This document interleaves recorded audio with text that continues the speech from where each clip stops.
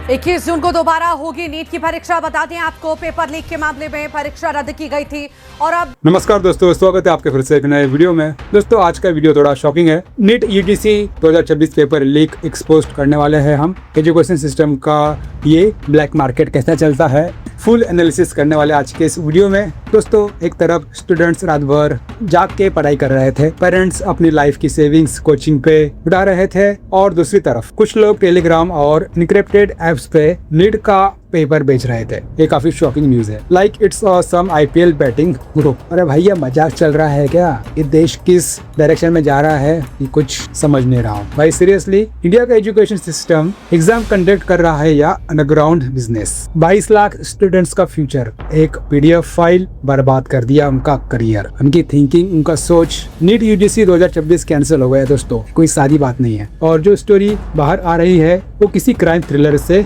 कम नहीं है। तो आज की इस वीडियो में हम डिटेल में जानने वाले हैं कैसे लीक हुआ, इसके पीछे कौन है और सारी कहानी। तो चलिए शुरू करते हैं। इमेजिन करो, एग्जाम से 45 आवर्स पहले पेपर सर्कुलेट हो रहा था। स्टूडेंट्स को गेस्ट पेपर के नाम पे असली क्वेश्चंस मिल रहे थे और अथॉरिटीज को पता ही नहीं चल रहा था हो क्या रहा है। क्वेश्चन ये नहीं कि पेपर लीक हुआ, क्वेश्चन ये है कि सिस्टम सो रहा था क्या। दोस्तों पार्ट 1 में हम जानते हैं पेपर लीक और शॉकिंग स्टार्ट। तो स्टोरी स्टार्ट होती है महाराष्ट्र के नासिक से। रिपोर्ट्स के अकॉर्डिंग 31 साल का BMS student Shubham Khernar allegedly leak racket में इन्वॉल्व था। भाई ये कोई हैकर मूवी का विलन नहीं था, ये एक मेडिकल स्टूडेंट था। एलिगेशन क्या है? उसने एलिजेडली पुणे के एक सस्पेक्ट से पेपर 10 लाख में खरीदा और हरियाणा के बाहर को 15 लाख में बेचा। 5 लाख का प्रॉफिट, और उसके चक्कर में 22 लाख स्टूडेंट्स का फ्यूचर रिस्क पे और खुद का करियर भी रिस्क पे। ये कौन सा लॉजिक है? चलिए बात करते हैं पार्ट 2 में, हाउ द पेपर स्प्रेड। दोस्तों ये काफी शॉकिंग न्यूज है। पेपर फैला कैसे? सबसे डेंजरस पार्ट क्या है पता है? ये लीक सिर्फ एक सिटी तक लिमिटेड नहीं था, ये लीक सिर्फ महाराष्ट्र में नहीं था। रिपोर्ट्स के अकॉर्डिंग पेपर महाराष्ट्र से हरियाणा, राजस्थान, बिहार, केरला, जम्मू कश्मीर तक पहुंच गया। मतलब पूरा इंडिया एक डिजिटल चीटिंग नेटवर्क बन गया। Telegram groups, encrypted messaging applications, shadow servers, portable scanners. भाई ये एग्जाम है या साइबर क्राइम ऑपरेशन? चलिए जानते हैं पार्ट 3 में, द सीकर कनेक्शन। अब सुनो सबसे शॉकिंग ट्विस्ट। राजस्थान का सीकर में एक स्टूडेंट ने केरला से अपने फादर को एक पीडीएफ भेजा। उसको बोला गया था गेस्ट पेपर है, लेकिन एग्जाम के बाद जब टीचर्स ने कंपेयर किया, 45 chemistry questions match, 90 biology questions match. ये गेस्ट पेपर नहीं था भाई, ये तो डायरेक्ट एग्जाम पेपर था। अब चलते हैं पार्ट 4 में, जानते हैं सिस्टम फेल्यूर। दोस्तों और अब आता है सबसे frustrating part. Teachers allegedly complaint करने गए, पुलिस ने रिपोर्टेडली कंप्लेंट रजिस्टर ही नहीं की।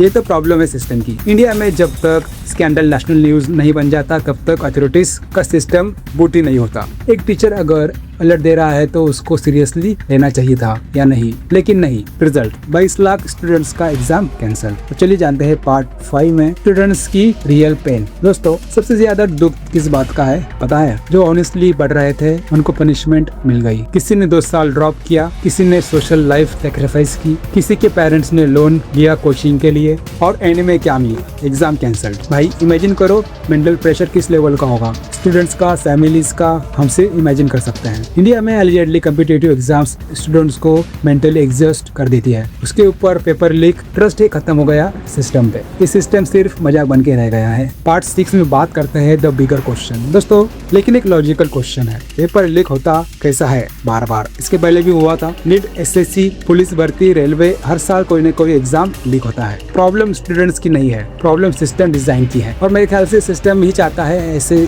चीजें लीक हो। लॉजिकल ब्रेकडाउन करता है। नंबर 1 वीक सिक्योरिटी, और जहाँ डिजिटल एक्सेस है वहाँ लीक का रिस्क भी है। Number 2 coaching mafia. कुछ coaching institute shortcut culture promote करते हैं, रैंक चाहिए चाहे कैसे भी आए। पैसा बहुत होता है उनके पास देने के लिए, और किसी भी हद तक ये गिर सकता है, इसमें कोई शक नहीं। Number 3 corruption network. दोस्तों पेपर लीक कभी एक आदमी नहीं करता, इसके पीछे एक बहुत बड़ा रैकेट होता है। इसमें insiders, tech people, broker, buyers सब इन्वॉल्व होते हैं। यहाँ तक कि पॉलिटिशियन भी इन्वॉल्व हो सकता है। Number 4, lack of fast action, complaint ignore करना, इन्वेस्टिगेशन डिले करना, ये सब क्रिमिनल्स को कॉन्फिडेंस देता है, इनको पता है हमारा कुछ ज्यादा हो नहीं सकता। Part 7, Shubham's arrest. दोस्तों रिपोर्ट्स के अकॉर्डिंग सीबीआई ने शुभम को ट्यूसडे आफ्टरनून डिटेन किया। वो अलिजेडली टेंपल जा रहा था प्रेयर करने के लिए। इन्वेस्टिगेटर्स का कहना है कि उसने हेयर कट भी कर लिया था ताकि आइडेंटिफाई ना हो सके, लेकिन सर्विलियंस और ओल्ड फोटोज से उसको ट्रेस कर लिया गया। और अब देखो, अगर एलिगेशंस ट्रू है तो स्ट्रिक्ट पनिशमेंट जरूरी है, बिकॉज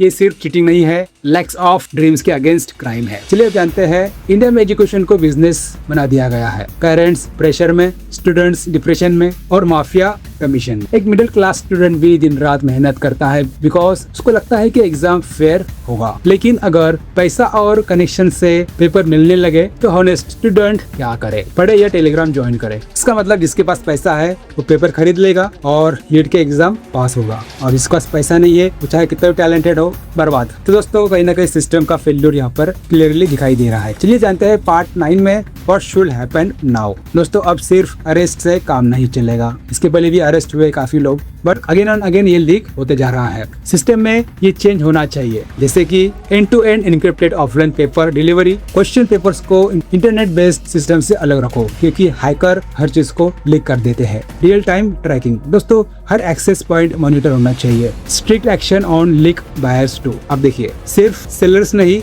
बायर्स भी इक्वली गिल्टी होता है, तो उनके ऊपर भी एक्शन होना चाहिए। परमानेंट बैन, जो students knowingly leak paper use करे उन पे लाइफ टाइम बैन लगना चाहिए। ये मेरा एक पर्सनल ओपिनियन है, क्योंकि यार तभी कुछ चीजें खत्म हो गई। इंडिपेंडेंट एग्जाम सिक्योरिटी एजेंसी, दोस्तों एक dedicated national exam security body होनी चाहिए जो इसको कंट्रोल कर सके। देखो दोस्तों, ये वीडियो बनाने का मकसद यही है कि इंडिया का फ्यूचर बर्बाद ना हो। नीट एग्जाम सिर्फ एग्जाम नहीं है, मिडिल क्लास फैमिलीज के सपने होते हैं। किसी माँ का सेक्रीफाइस होता है कि उसका बच्चा लाइफ में कुछ कर पाए, किसी फादर की ओवर टाइम शिफ्ट होती है। और जब पेपर लीक होता है ना, तो सिर्फ क्वेश्चंस लीक नहीं होते, ट्रस्ट लीक होता है, होप लीक होती है, फ्यूचर लीक होता है। और अगर हमें इंडिया का फ्यूचर बचाना है तो भाई सीरियस होना बहुत जरूरी है। आपको क्या लगता है, क्या इंडिया का एग्जाम सिस्टम सिक्योर है या एजुकेशन सिस्टम एक ब्लैक मार्केट बन के रह चुका? कमेंट सेक्शन में अपनी ओपिनियन जरूर रखो। और अगर आप भी बिलीव करते हो कि honest students deserve fair exams, तो वीडियो को शेयर करो, सब्सक्राइब करो for more logical and fearless breakdowns. मिलता है अगली वीडियो में ऐसे ट्रेंडिंग टॉपिक के साथ, ऐसे ही एनालिसिस में फिर मिलेंगे हम। बाय बाय, जय हिंद।